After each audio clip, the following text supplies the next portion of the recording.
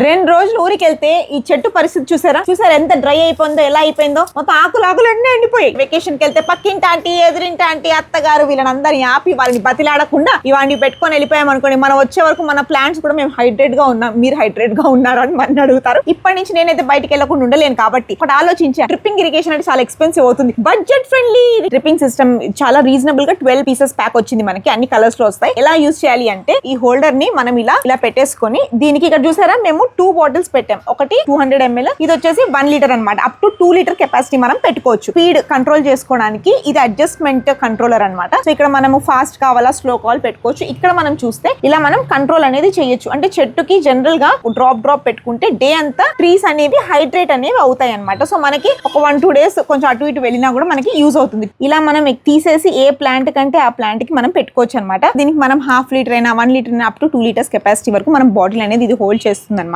మా అన్ని ప్లాంట్స్ కోసం నేను ఇవి ఆర్డర్ చేసుకున్నాను. చీప్ అండ్ బెస్ట్ లో వచ్చింది. సమ్ 299 కి ఐ గాట్ సమ్ 12 పీసెస్ అనమాట. సో మీకు కూడా కావాలంటే డిస్క్రిప్షన్ లో లింక్ ఉంటుంది. Do check this.